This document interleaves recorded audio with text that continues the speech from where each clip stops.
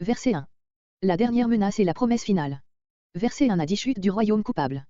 Verset 1 à 4 dernière vision. Cette vision annonce la chute du temple de Bethel qui entraînera la ruine du culte du veau d'or et la destruction de ses sectateurs. Comparé Amos 3.14.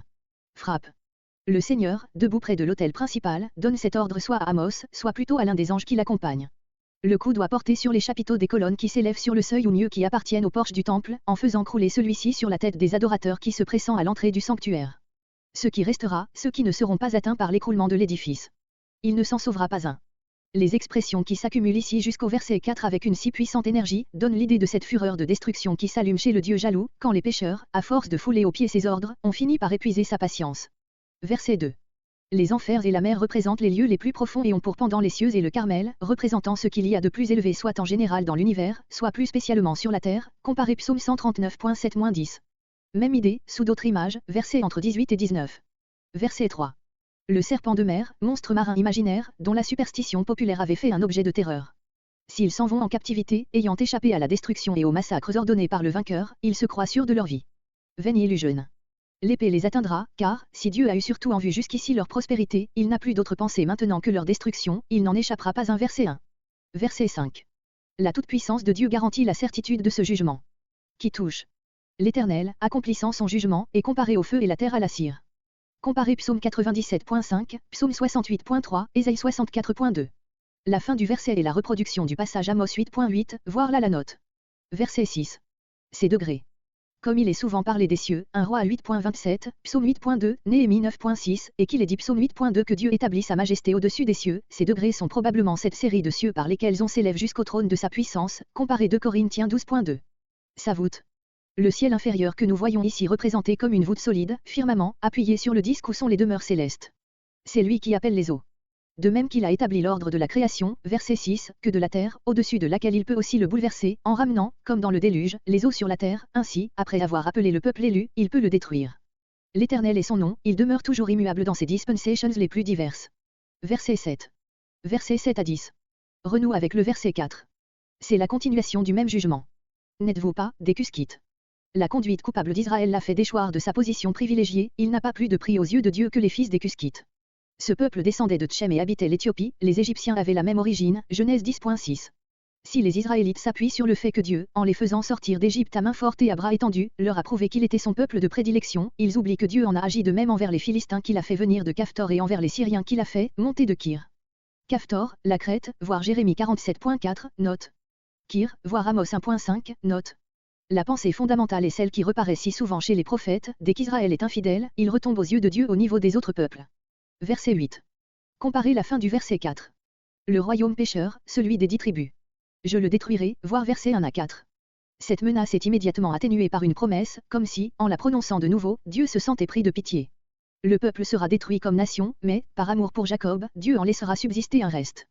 On a supposé que ce reste pouvait être le royaume de Juda, mais il faut y voir les membres pieux des deux royaumes, au moyen desquels Dieu reconstituera son peuple, après le jugement de la captivité qui les atteindra tous deux.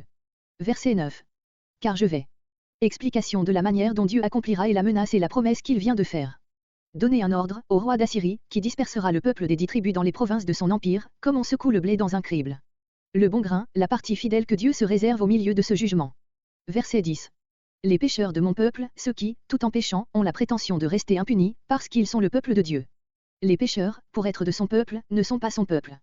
Verset 11. Verset 11 à 15 promesse d'un futur et magnifique relèvement. L'exil ayant porté ses fruits, le trône de David sera relevé, entre 11 et 12, et le pays richement béni, 13 à 15. Versets entre 11 et 12.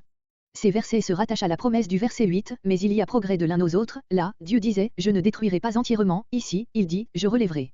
En ce jour-là, date indéterminée, quand le jugement de Dieu aura produit tous ses effets. La hutte de David. L'image d'une simple hutte contraste avec l'idée des palais magnifiques que David et Salomon avaient bâtis pour eux et leurs successeurs. Elle dépeint l'état de faiblesse et de décadence auquel était déjà réduite la puissance de Juda. Par les mots suivants, qui est tombé, ses brèches, ses ruines, le prophète semble même indiquer qu'il la voit en esprit plus complètement abattue encore qu'elle ne l'est maintenant.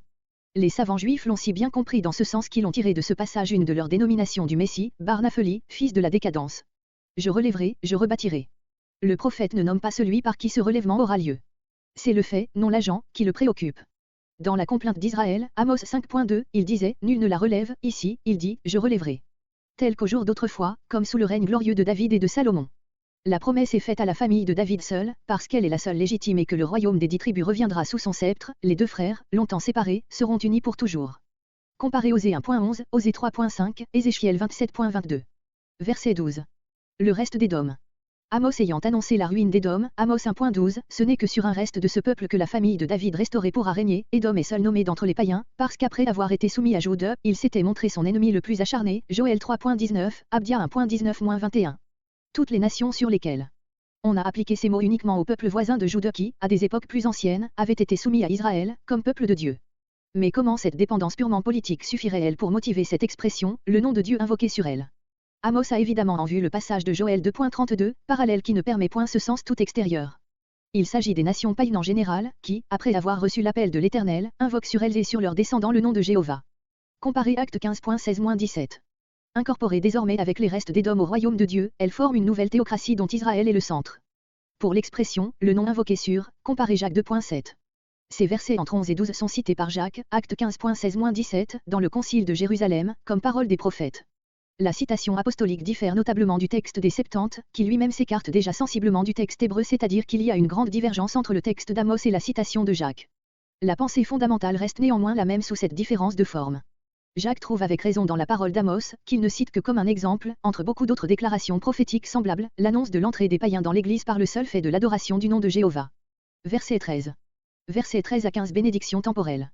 Le prophète fait en quelques lignes le tableau d'une prospérité qui n'a pas encore été réalisée sur la terre et qui suppose le retrait de la malédiction qui pesait sur elle depuis la chute. La nature elle-même est transformée. Comparez la fin de Joël et Romains 8.20-21. Le laboureur joindra.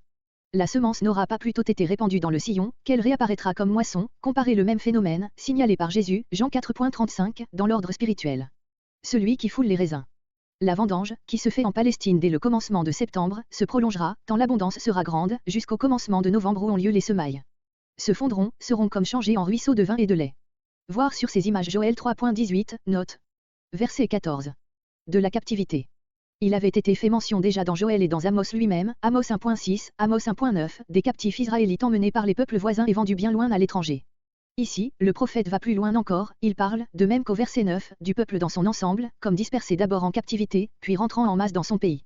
Sur ce retour, comparez Joël 3.7, note et la conclusion d'Ézéchiel. Conclusion. L'horizon historique d'Amos est à peu près le même que celui de Joël, qui ne vivait qu'une cinquantaine d'années environ avant lui. Pas plus chez l'un que chez l'autre, il n'est encore parlé expressément des grands États orientaux, ceux des Assyriens et des Babyloniens. Ce sont les petits peuples voisins, surtout les Édomites et avec eux les Philistins, qui occupent le devant de la scène. Joël 3.4, Joël 3.19, Amos 9.12, comparez Amos 1.6-8, Amos 1.11-12. Cependant, de même que le terme séphonie, le septentrional, pourrait renfermer déjà chez Joël une allusion à une grande puissance venant du nord-est, nous trouvons dans la menace d'Amos d'une captivité du peuple au-delà de Dama un indice plus distinct, quoique vague encore, de l'ennemi qui déjà surgit de ce même côté. L'horizon moral diffère davantage, mais sans doute parce que Joël s'adresse à Juda et Amos au royaume des 10 tribus, dont la dégénérescence religieuse et morale était déjà plus avancée. Joël se borne à appeler son peuple à la repentance, en raison du fléau qui le frappait de celui plus redoutable qui menace. Amos va plus loin. Le mal est à ses yeux déjà incurable et la sentence de destruction ne peut plus être révoquée. Israël doit passer par la mort de la captivité. Et cela ne s'applique pas seulement aux 10 tribus, mais aussi à Juda. Les deux royaumes sont condamnés à périr, Amos 2.5, Amos 3.13, Amos 6.1, etc. Le temple de Bethel sera renversé et le palais des rois de Juda en Sion, qui n'est déjà plus qu'une chaumière, croulera, Amos 3.14, Amos 9.1, Amos 9.11. L'avenir messianique, que contemplent ces deux hommes de Dieu, présente aussi de grandes élogies, mais non sans quelques différences. Chez tous deux, le salut du peuple est rattaché à un groupe de réchappés israélites demeurés en Sion et autour desquels se rassembleront ceux des païens qui, à la suite des jugements de Dieu, invoqueront le nom de Jéhovah, Joël 2.32, Amos 9.11-12. Mais chez Joël, ce salut sera amené par un peuple de prophètes que créera l'effusion du Saint-Esprit, chez Amos, par le relèvement du palais royal et de la famille de David. Il est bien évident qu'un rejeton de David présidera à cette glorieuse restauration, mais ce personnage n'est pas spécialement désigné. La promesse messianique conserve encore chez les deux prophètes quelque chose d'impersonnel. Enfin, cette attente se revêt chez tous deux de couleurs en rapport avec celles sous lesquelles était présenté le châtiment. Chez Joël, l'image d'une pluie spirituelle, Joël 2.28, correspond au fléau de la sécheresse. Chez Amos, celle de la restauration d'un édifice, Amos 9.11, correspond de même au fléau du tremblement de terre, dont l'image reparaît à chaque instant dans cet écrit, à tel point qu'on est conduit à supposer que déjà quelques catastrophes de ce genre, antérieures à la principale dont parle le titre, Amos 1.1, avaient frappé les esprits et fournissaient aux prophètes les couleurs de ces tableaux.